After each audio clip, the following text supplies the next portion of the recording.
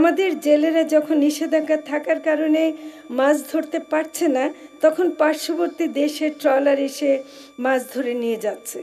সম্মানিত প্রধান অতিথি, মাননীয় প্রধান উপদেষ্টা অধ্যাপক ডক্টর মোহাম্মদ ইউনূস ও আগত সকল সম্মানিত অতিথিরা, আমি আমাদের যারা এসছেন আপনাদেরকে দেখে আমি সত্যি খুব খুশি আছি। আপনারা জানেন জুলাই মাসের 22 তারিখ মৎস্য সপ্তাহ 2025 উদ্বোধন করার কথা ছিল, কিন্তু দুর্ভাগ্যজনক বিমান বিধ্বস্তের ঘটনায় সারা দেশ বাকরুদ্ধ হয়ে গিয়েছিল। আমরা এই দুর্ঘটনায় নিহত ছাত্রছাত্রী, শিক্ষিকা, অভিভাবক, স্কুলের কর্মচারী সকলের পরিবারের প্রতি গভীর সমবেদনা জানাচ্ছি এবং যারা আহত হয়েছেন তারা যেন দ্রুত সুস্থ হয়ে ওঠেন সেই দোয়া করছি। আপনারা দেখছেন এই হলরুমে, এই চারিদিকে আমরা বাইরেও জুলাই মাসে গ্রাফিতি দিয়ে আমরা সাজিয়েছি, কারণ মৎস্য সপ্তাহের পুরো আয়োজনকে আমরা জুলাইয়ের যে অভ্যুত্থান এবং যে ইতিহাস সেটাকে তুলে ধরতে চেয়েছিলাম। তাই আপনারা একটু খেয়াল করলে দেখবেন যে ঢোকার পর থেকে এভাবেই সাজানো হয়েছে। আমি সকল শহীদের প্রতি শ্রদ্ধা এবং আহতদের প্রতি আমার ভালোবাসা জানাচ্ছি। এখানে অনেক শহীদ পরিবার এসছেন, অনেক জুলাই যোদ্ধারা এসছেন, সবাইকে আমার শ্রদ্ধা জানাচ্ছি। দেশের মৎস্য সম্পদ রক্ষা, আহরণ এবং উৎপাদনের কাজ এবং একই সাথে মৎস্যজীবীদের জীবিকার নিশ্চয়তা দেয়া মৎস্য প্রাণী সম্পদ মন্ত্রণালয়ের কাজ। এই মন্ত্রণালয়ের সাথে মৎস্য অধিদপ্তর, মৎস্য গবেষণা প্রতিষ্ঠান, মৎস্য উন্নয়ন সংস্থা, মেরিন ফিশারিজ একাডেমি সহ সবার সম্মিলিত প্রচেষ্টায় আমরা মৎস্য সম্পদে ভরপুর একটা দেশ গড়ে তোলার জন্য কাজ করে যাচ্ছি। বাংলাদেশ অনেক সুন্দর একটা দেশ। এই দেশ নদীমাতৃক শুধু নয়, এখানে হাওর, বাওর, বিল, প্লাবনভূমি, পুকুর, দিঘি, জলাশয় দেখতে যেমন সুন্দর, তেমনি সবগুলোই নানা ধরনের মাছের আধার। এর সাথে জড়িয়ে আছে আমাদের লক্ষ লক্ষ মৎস্যজীবীদের জীবন ও সংস্কৃতি। বাংলাদেশে 38 লক্ষ হেক্টর অভ্যন্তরীণ মুক্ত জলাশয় আর প্রায় 9 লক্ষ হেক্টর বদ্ধ জলাশয় আছে। মুক্ত জলাশয়ে মাছ প্রাকৃতিকভাবেই হয়। মৎস্যজীবীরা নির্দিষ্ট সময় তা আহরণ করেন। দেশের আভ্যন্তরীণ জলাশয়ে 669টি অভয়াশ্রম আছে। এই অভয়াশ্রমগুলো মৎস্যজীবীরাই ব্যবস্থাপনা করেন। মৎস্য সপ্তাহের মূল স্লোগান তাই আমরা দিয়েছি, অভয়াশ্রম গড়ে তুলি, দেশি মাছে দেশ ভরি। অর্থাৎ অভয়াশ্রম গড়ে তুলে আমরা মাছের প্রাপ্যতা ও বৈচিত্র্য রক্ষা করতে পারি। এটা একটা সহজ সরল স্লোগান। এর মাধ্যমে দেশের মানুষের, বিশেষ করে সাধারণ মানুষের পুষ্টির চাহিদা মেটানোর মতো বড় কাজ করা সম্ভব।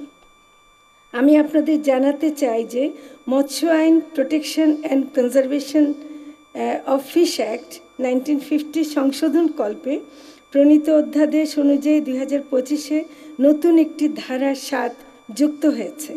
সেই অনুযায়ী মুক্ত জলাশয়ে অভয়াশ্রম ঘোষণা করে মাছ এবং অন্যান্য জলজ প্রাণী সংরক্ষণ করা যাবে।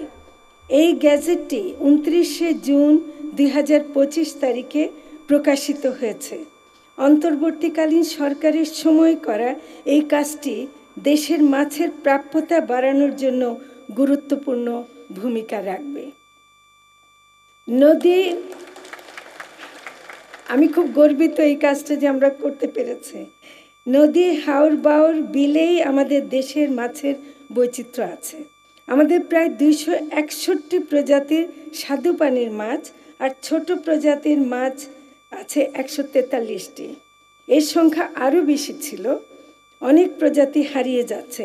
আমরা সেই হারিয়ে যাওয়া মাছের বৈচিত্র্য ফিরিয়ে আনার চেষ্টা করছি। আমাদের মৎস্য গবেষণা প্রতিষ্ঠান অনেকগুলো ইতিমধ্যে ফিরিয়ে আনতে পেরেছেন।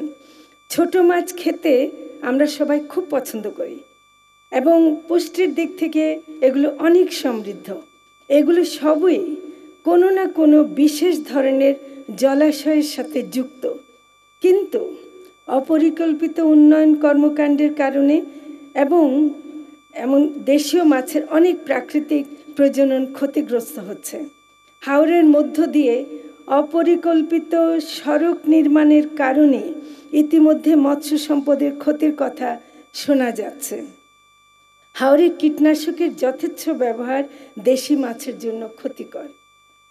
চাষের মাধ্যমে মাছের উৎপাদন অনেক গুরুত্বপূর্ণ ভূমিকা রাখছে। 1984-85 সালে মোট উৎপাদিত মাছের মধ্যে চাষের মাছের অবদান ছিল মাত্র 16%।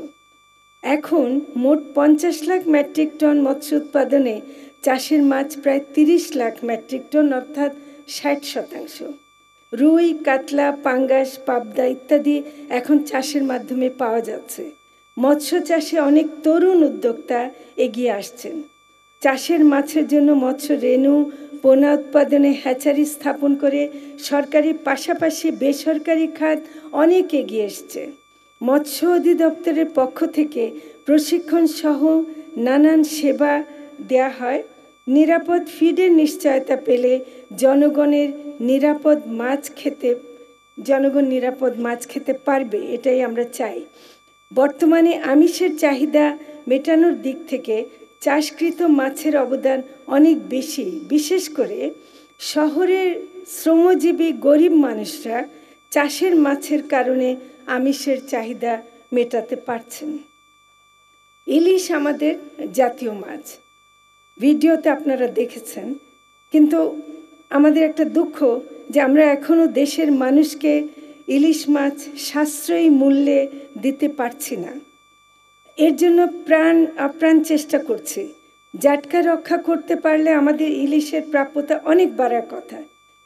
আরও অনেক কিছু কারণ আছে, যেমন নদীর নাব্যতা হ্রাস, নদীর দূষণ, বৃষ্টিপাত সময় মতো না হওয়া, মাত্রাতিরিক্ত তাপমাত্রায় ইলিশের প্রাপ্তিতে বাধা হয়ে দাঁড়াচ্ছে। ইলিশের আহরণ বাড়াতে হলে মৎস্যজীবীদের সহযোগিতা করতে হবে, বিশেষ করে দাদন থেকে মুক্তি জরুরি। বঙ্গোপসাগরে 7,000 বর্গ কিলোমিটার ইলিশের প্রধান প্রজনন এলাকা চিহ্নিত করা হয়েছে এবং পদ্মা, মেঘনা, ঊর্ধ্বাঞ্চল এবং নিম্ন অববাহিকায় মোট 6টি ইলিশ অভয়াশ্রম স্থাপন করা হয়েছে। আহরণ করা মাছ প্রাকৃতিকভাবে বেড়ে ওঠার জন্য মাছ ধরার উপর বছরের বিভিন্ন সময়ে নিষেধাজ্ঞা দেওয়া হয়। এই সময় জেলে পরিবারদের মধ্যে চাল বিতরণ করা হয়। ইলিশের প্রজনন মৌসুমে নিষেধাজ্ঞা দেওয়া হয় 22 দিনের, যেটা অক্টোবর-নভেম্বর মাসে। হাওরে জ্যৈষ্ঠ মাসে নিষেধাজ্ঞা দেওয়ার পরিকল্পনা হচ্ছে। সবচেয়ে গুরুত্বপূর্ণ নিষেধাজ্ঞা দেওয়া হয়েছে বঙ্গোপসাগরে সব ধরনের মাছের জন্য এপ্রিলের 15 থেকে জুনের 11 তারিখ পর্যন্ত 58 দিনের। সমুদ্রে মাছ ধরার নিষেধাজ্ঞার এই সময়কাল অন্তর্বর্তীকালীন সরকার নতুনভাবে নির্ধারণ করেছে, যা আগে ছিল 65 দিনে, এবং তারিখ এমনভাবে ছিল যে আমাদের জেলেরা যখন নিষেধাজ্ঞা থাকার কারণে মাছ ধরতে পারছে না, তখন পার্শ্ববর্তী দেশে ট্রলার এসে মাছ ধরে নিয়ে যাচ্ছে। এই 58 দিনের নিষেধাজ্ঞা পালনে বিশেষভাবে আমাদের সহায়তা করেন নৌবাহিনী, কোস্টগার্ড, নৌ পুলিশ এবং অবশ্যই মৎস্য কর্মকর্তা। আমি তাদেরকে বিশেষভাবে ধন্যবাদ দিচ্ছি। এই কাজ কঠিন কিন্তু খুবই জরুরি, এবং ঠিকমতো নিষেধাজ্ঞার সময় মেনে চলতে পারলে মাছের প্রাপ্তির সম্ভাবনা বাড়ে। নির্ধারিত জলসীমায় অভয়াশ্রমগুলোতে 2 মাসের নিষেধাজ্ঞা দেওয়া হয়।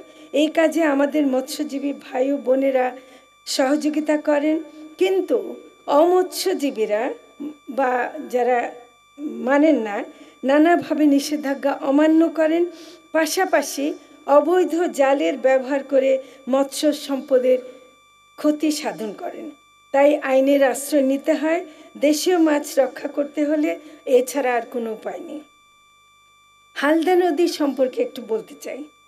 এই নদী এই দেশে উৎপন্ন হয়, এই দেশেই শেষ হয়।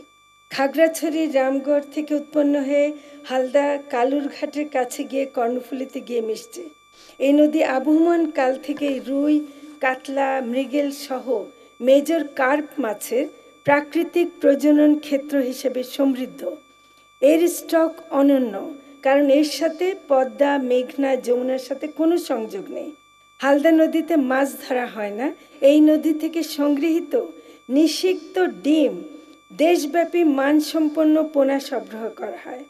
এবছর হালদা থেকে ডিম সংগ্রহের পরিমাণ ছিল প্রায় 14,000 কেজি ডিম, এবং এর থেকে প্রস্ফুটিত রেণুর পরিমাণ ছিল প্রায় 300 কেজি। হালদা থেকে জাতীয় অর্থনীতিতে অবদান বছরে 800 কোটি টাকা, শুধু হালদা থেকে। খাঁটি জাতের রুই কাতলা যদি আপনি খেতে চান, হালদা নদীকে রক্ষা করতে হবে। এর পারে শহরের দূষণ, তামাক চাষ ইত্যাদি বন্ধ করতে হবে। পার্বত্য অঞ্চলের রাঙ্গামাটি জেলায় কৃত্রিম হ্রদের মৎস্য সম্পদের ব্যবস্থাপনা ও উন্নয়নে বাংলাদেশ মৎস্য উন্নয়ন কর্পোরেশন বিএফডিসি দায়িত্ব শুরু থেকেই পালন করে আসছে। হ্রদের মাছের মোট প্রজাতি সংখ্যা 81টি, এর মধ্যে দেশি প্রজাতি 70টি। বর্তমানে বাণিজ্যিকভাবে 36 প্রজাতির মৎস্য আহরণ করা হচ্ছে। কাপ্তাই হ্রদের মৎস্য সম্পদের উৎপাদন বৃদ্ধির লক্ষ্যে মোট 7টি মৎস্য অভয়াশ্রম রয়েছে। ভালো কথা হচ্ছে কাপ্তাই হ্রদের মাছের আহরণ বাড়ছে, কিন্তু এই লেকও অবৈধ দখল ও শহরের দূষণের শিকার হচ্ছে। সুনীল অর্থনীতি বা ব্লু ইকোনমি এদেশের বাংলাদেশের সম্ভাবনা অনেক আছে। আমাদের পুরো সক্ষমতা এখনো আমরা ব্যবহার করতে পারিনি। সামুদ্রিক জলসীমায় মৎস্য সম্পদের স্টক সম্পর্কে জানা খুব প্রয়োজন। তার জন্য গবেষণা ও জরিপ জাহাজ আরভি ফ্রিডস অফ ন্যানসেন কর্তৃক ফিশারিজ অ্যান্ড ইকোসিস্টেম পরিচালনার জন্য আগামী 21শে আগস্ট, অর্থাৎ দুদিন পরেই 21শে আগস্ট থেকে 21শে সেপ্টেম্বর পর্যন্ত গভীর সমুদ্র এলাকায় জরিপ কাজ শুরু হবে। এর মাধ্যমে উপকূলীয় এবং গভীর সমুদ্রে বিদ্যমান ছোট আকারের পেলাজিক এবং মেসোপেলাজিক মাছের মাধ্যমে উপকূলীয় এবং গভীর সমুদ্রে বিদ্যমান ছোট আকারের পেলাজিক, মেসোপেলাজিক আপেক্ষিক প্রাচুর্যতা এবং মজুদ নির্ধারণ সহ ইকোসিস্টেমের সার্বিক অবস্থা নিরূপণ করা হবে। ফলে গভীর ও আন্তর্জাতিক সমুদ্র অঞ্চলে বাণিজ্যিক মৎস্য সম্পদের অনুসন্ধান ও আহরণে বিপুল সম্ভাবনা সৃষ্টি হবে। শেষে বলতে চাই, আমরা যতই চেষ্টা করি না কেন, এমন অনেক বিষয় আছে যার সমাধান করতে হলে সরকারের সম্মিলিত প্রচেষ্টার প্রয়োজন।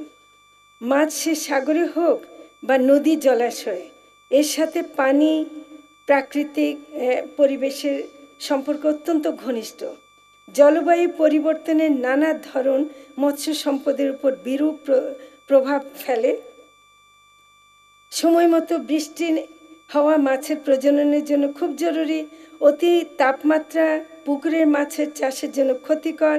এছাড়া শিল্প বর্জ্যের কারণে আমাদের নদী দূষিত হচ্ছে, অর্থাৎ মাছ দূষিত হচ্ছে। মাছের মধ্যে নানা কেমিক্যাল রেসিডিউ, বিশেষ করে লেড, ক্যাডমিয়াম, এমনকি মাইক্রোপ্লাস্টিক ইত্যাদি পাওয়া যাচ্ছে, যা মানুষের স্বাস্থ্যের জন্য মারাত্মক ক্ষতিকর। যারা মাছ চাষ করেন তাদের জন্য বিদ্যুৎ ব্যবহার খুব জরুরি, কিন্তু বিদ্যুতের দাম বাণিজ্যিক হারে দিতে হয় বলে তাদের উৎপাদন খরচ বেড়ে যায়। অন্যদিকে সমুদ্রে যারা ট্রলার নিয়ে মাছ ধরতে যান তাদের জ্বালানি খরচ কুলাতে পারেন না। ক্ষতিকর জাল এবং ট্রল ডোরের ব্যবহারের কারণে মাছ এবং সকল প্রকার জলজ প্রাণী শেষ হয়ে যাচ্ছে। অভয়াশ্রম স্থাপন ও ব্যবস্থাপনার ক্ষেত্রে বেশ কিছু চ্যালেঞ্জ রয়েছে। ভূমি অধিগ্রহণ বা জলাশয়ের নির্দিষ্টতা নির্ধারণ একটি জটিল প্রক্রিয়া। জলমহাল ইজারা দিতে গিয়ে অমৎস্যজীবীরা ইজারার সুযোগ নিয়ে মৎস্যজীবীদের বঞ্চিত করে এবং একই সাথে সার্বিক মৎস্য উৎপাদনের ক্ষতি করে দেশের মানুষকেও মাছ পাওয়া থেকে বঞ্চিত করে। আমাদের বিশেষ অনুরোধ, নিরাপদ মাছের প্রাপ্যতা নিশ্চিতের জন্য সংশ্লিষ্ট সকল মন্ত্রণালয়, আমাদের এখানে যারা উপদেষ্টারা আছেন এবং যারা সংশ্লিষ্ট সব বিভাগ আছেন, সবার কাছে আমার অনুরোধ, আমরা আসুন একসাথে আমাদের দেশের মাছ সম্পদ রক্ষা করি। সবাই আমাদের পাশে থাকবেন। ধন্যবাদ।